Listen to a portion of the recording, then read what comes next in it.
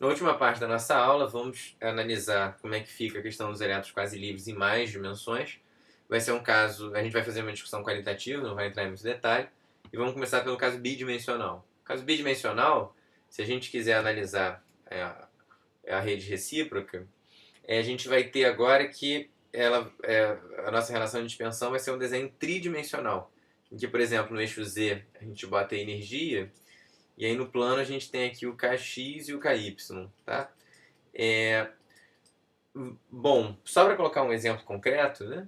Aqui está ilustrada a situação na qual a gente tem uma rede triangular. Quando a nossa rede é triangular, dá para mostrar, vocês podem, usando o que a gente fez em outras aulas, mostrar isso, que a rede recíproca da rede triangular é uma rede triangular. E aí, a gente discutiu esse caso, né? A zona de Brillouin nessa situação é um hexágono. Então está aqui o hexágono representado. Então aqui essa é a primeira zona de Brillouin que eu estou achurando, tá ok? E a gente vai ter a segunda zona de Brillouin, que está aqui denotada por 2, a terceira, e a gente botou já essa figura em uma aula anterior. Como a gente fez na última aula, quer dizer, se a gente tiver um elétron livre, se o potencial é zero, nossa relação de dispersão é parabólica.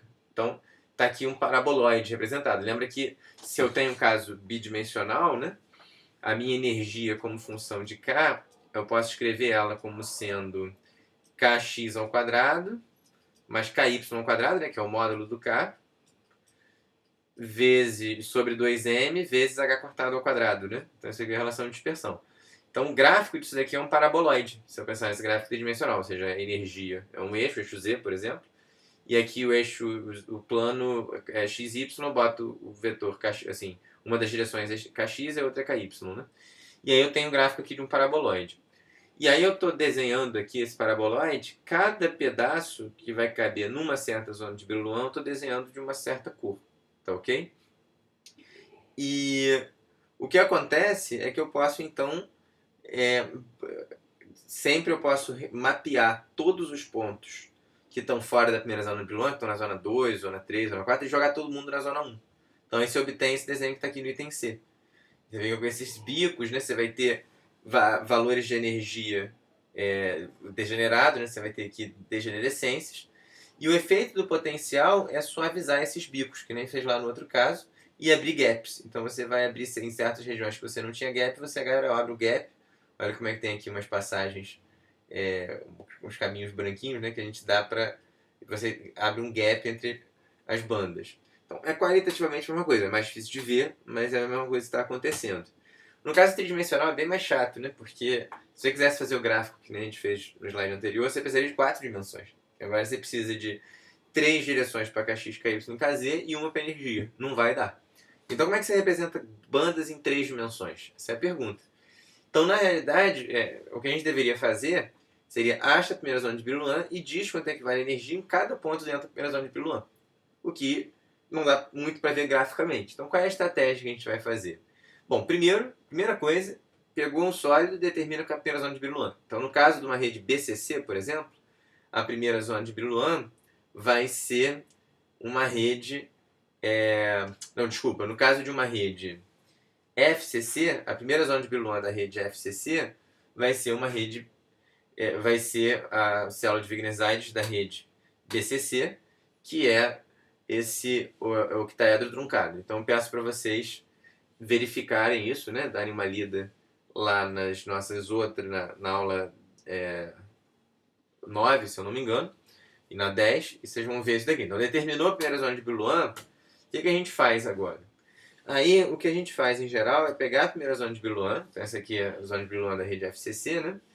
E dar nomes especiais para certos pontos de particular interesse, pontos de bastante simetria em geral que a gente escolhe.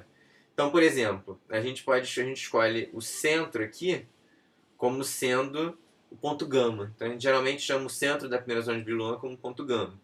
E vai dando nome para outro. Então tem para cada zona de Brillouin, de cada tipo possível, a gente tem uma convenção já dos nomes que são usados. Então aqui você vê, a gente tem o W aqui como sendo um ponto de vértice, né? O K como sendo um ponto que está aqui bem na metade de uma aresta do hexágono, né? Nota que esse octaedro truncado, ele tem dois tipos de face, né? Ele tem faces hexagonais e ele tem faces aqui que são losangos, né? E nas faces que são losango, o ponto médio da aresta eu vou chamar de U. Então eu vou dando vou dando nomes especiais para cada ponto. O centro aqui do hexágono eu chamo de L, o centro do losango eu chamo de X. Então, a partir do momento que eu dei esses nomes, eu posso agora perguntar o seguinte: pega um caminho específico, por exemplo, o caminho que liga gama ao L, tá? Ponto gama maiúsculo aqui ao L. Esse ponto eu posso perguntar como é que a energia varia em cada um dos pontos desse caminho. Esse caminho daqui eu vou chamar de caminho lambda maiúsculo. E aí, o que acontece é que eu posso plotar justamente como que a energia varia em cada um desses caminhos. Então, aqui nesse caminho que liga o ponto gama no centro com o ponto L, o centro aqui é o centro da primeira zona de Brillouin. E esse L é o centro de uma das faces da borda da zona de Brillouin. Então, esse caminho que liga o gama ao L vai ter essa estrutura de bandas aqui. Ó. Vai ter essas estruturas de bandas. Aí depois você vê, por exemplo, o ponto que liga o gama ao X. Então você liga esse ponto gama até o ponto X, através desse caminho chamado aqui de delta. E aí você vai e acha quais são as curvas de energia. E assim por diante. Então aqui está ilustrado o caso do silício, né? Isso daqui são a estrutura de banda do silício. E a primeira vez que a gente vê é muito esquisito, mas aos pouquinhos você vai se acostumando. Então, essa estrutura de banda ela te dá toda a informação que você precisa. Então, tem várias coisas que são interessantes e dá para chamar a atenção aqui. Primeiro, que existem certos pontos em que dE, dK é igual a zero. Então, esses pontos vão ser particularmente importantes para a gente. Em particular, nota que ele é igual a zero quando você está entrando nas faces da primeira zona de Brillouin. Então, é um detalhe técnico, eu não vou demonstrar isso. Dá para demonstrar que isso é rigorosamente verdade no caso de elétrons quase livres. E muitas vezes, mesmo não tendo elétrons quase livres, muitas vezes isso é verdade ainda assim. Porque, como a gente viu, as bordas da zona de Brillouin são regiões de muita simetria. Tá? Mas isso é uma coisa técnica, eu não vou me preocupar muito com isso. A segunda coisa é que a gente começa a ter uma sobreposição de bandas. Então, nota que se você olha para essa reta daqui, para essa curva e para essa curva, elas têm valores de energia, as bandas delas se superpõem. Né? Isso aqui não acontecia no caso unidimensional. E tem uma degenerescência de certos caminhos. Ou seja, como é que pode essa curva daqui do nada virar duas depois? O que está acontecendo? Ora, o que acontece é o seguinte: como esses daqui são todos caminhos especiais, se você olha de gama para x, né, que é esse caminho daqui, a ideia é que entre o ponto gama e o ponto x tem duas curvas diferentes que, por simetria, assumem o mesmo valor em todos os pontos. Então, na verdade, aqui tem duas curvas, uma em cima da outra. Só que num outro caminho, por exemplo, x para u ou x para k, o que acontece é que você começa a ver que essas curvas, na verdade, elas são curvas diferentes aqui, e você abre em duas possibilidades de energia diferentes. Então, você acaba tendo aqui bastante degenerescência em certos caminhos, quando tem operações de simetria que liguem eles. Aparecem lacunas de energia, que tem gaps na nossa banda. Nota que em 3D, como eu disse, você começa a ter muita superposição de banda, mas ainda assim você tem os gaps. E isso é uma maneira de você ler as informações também no seu cristal, é através do conceito de densidade de energia, que a gente já estudou bastante. Aqui está uma densidade, tá um gráfico de uma densidade de estados, né? Uma densidade de estados de energia, por causa do silício novamente, e você vê que a situação realista é bem diferente do que a gente está acostumado lá no início do curso, quando a gente desenhou a densidade de estado super simples. Aqui é mais complicada, né? Mas nota que tem as mesmas informações. Então aqui quando a gente tem um gap, vocês podem reparar que para o mesmo valor de energia aqui, você não tem estado nenhum, então aparece um gap. Uma outra coisa importante é o seguinte: naqueles pontos em que a gente indicou que o gradiente da energia era zero, ou seja, que eram pontos em que a derivada da energia era zero, a gente tem nesses pontos que a nossa densidade de estados são singulares. Elas têm bicos, tá vendo? A densidade delas aqui fica mal definida. E você pode ver que esses pontos, esse aqui é o ponto L1+. O ponto L1+, vai estar representado aqui em algum lugar. Está representado aqui. São pontos em que a energia está entrando aqui na horizontal, como função do K. Né? Então, a derivada do E com relação ao K é zero. Aqui também o ponto x4, né? Aí o ponto x4, se você olhar, ela está entrando na horizontal. Então, essas regiões, como a gente... Sempre que a derivada do E com relação ao K for zero, a gente ganha uma singularidade que são chamadas de singularidade de Van Hove. Então, a gente não vai aprofundar isso aqui no curso. Tem uma conexão importante da quantidade de singularidades que existe numa banda com a topologia da banda, tá ligado com o teorema de Morse. Quem olhar o artigo original do Van Hove tem bastante discussão lá. Depois eu posso discutir isso melhor com quem tiver interesse.